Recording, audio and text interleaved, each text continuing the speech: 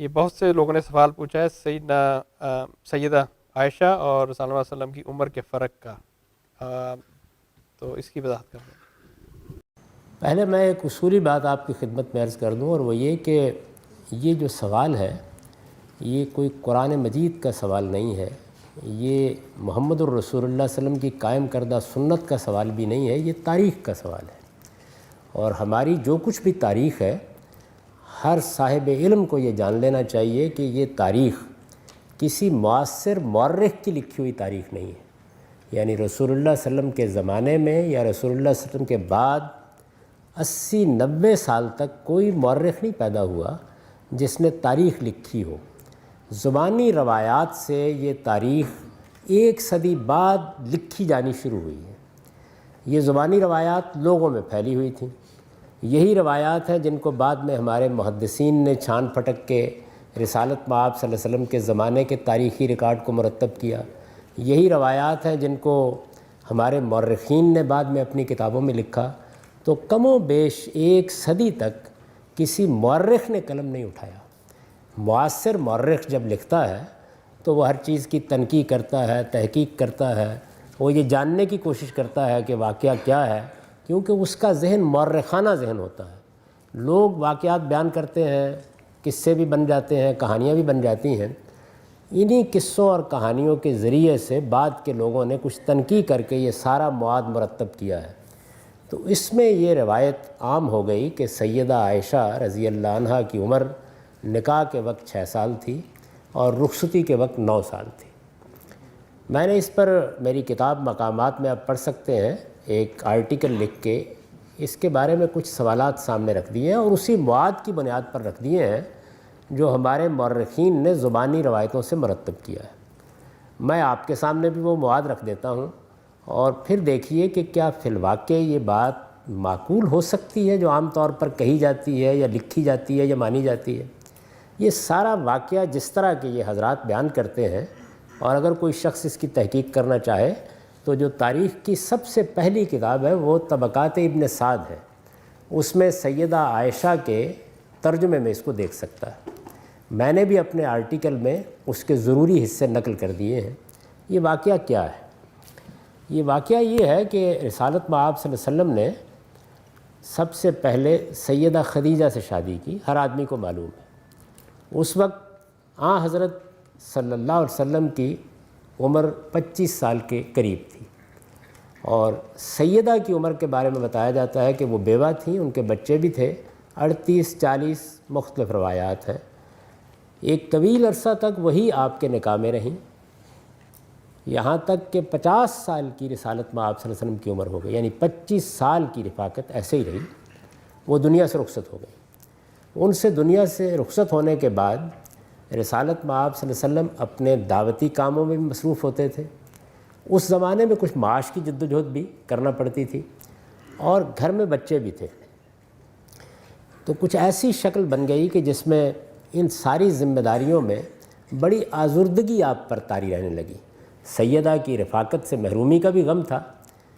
بیان کیا جاتا ہے کہ ایک صحابیہ حضرت خولہ رسالت مآب صلی اللہ علیہ وسلم کو کہیں راستے میں ملی، اور انہوں نے یہ کہا کہ یا رسول اللہ، میں عرصے سے یہ دیکھ رہی ہوں کہ آپ کی طبیعت بہت آزردہ سی رہتی ہے اور آپ کچھ محتاج سے ہو کے رہ گئے ہیں، گھر در کو کوئی دیکھنے والا نہیں ہے، تو آپ شادی کیوں نہیں کر لیتے؟ تو رسالت مآب صلی اللہ علیہ وسلم نے یہ پوچھا کہ کیا کوئی رشتہ ہے؟ یعنی آپ کی عمر اس وقت 50 سال کی ہو چکی تھی، گھر میں چھوٹے بچے بھی تھے، گھر در کی ذمہ داریوں کے لیے بھی ظاہر ہے کہ آدمی کو بیوی کی ضرورت ہوتی ہے، رفاقت کے لیے بھی بیوی کی ضرورت ہوتی ہے۔ یعنی بیوی صرف اسی لیے تو نہیں ہوتی کہ آپ نے اس سے جنسی تعلق قائم کرنا ہے، وہ آپ کی زندگی کی رفیق ہوتی ہے۔ تو اس خاتون نے یہ کہا کہ میں اس کی ضرورت محسوس کرتی ہوں کہ اب آپ کے لیے کوئی رفیق حیات ہونا چاہیے، آپ کے معاملات کو دیکھے، کوئی بچوں کو سنبھالے۔ تو رسالت مآب صلی اللہ علیہ وسلم نے یہ فرمایا کہ کیا کوئی رشتہ ہے؟ تو انہوں نے کہا کہ ہاں، کنواری بھی ہے اور شوہر دیدہ بھی ہے، بیوہ بھی ہے۔ تو آپ نے پوچھا کنواری کون ہے؟ تو انہوں نے جواب دیا کہ وہ آپ کے بھائی ابو بکر صدیق کی بیٹی ہے، دوست بھی، اور آپ ان کو بھائی ہی سمجھتے تھے، اور آپ پر ایمان لانے والی خواتین میں سیدہ سودا بھی ہیں جو کم و بیش 50 سال کی ایک بوڑھی خاتون ہے اور بیوہ ہو چکی ہے. تو یہ اس نے کہا. اب میں آپ سے سوال کرتا ہوں کہ یہ خولہ جو ایک صحابیہ ہے، یہ گفتگو، میرا بھی گمان یہی ہے، آپ کا بھی گمان یہی ہونا چاہیے کہ بقائمی ہوش و آواز کر رہی ہیں، تو یہ کسی 6 سال کی بچی کا رشتہ پیش کریں گی؟ یعنی آدمی کو شادی کی ضرورت کس لیے ہوتی ہے؟ جنسی تعلق کے لیے وہ قائم نہیں ہو سکتا، بچوں کی نگہداشت کے لیے تو جو گھر میں بچے ہیں وہ ان کی عمر سے زیادہ ہے.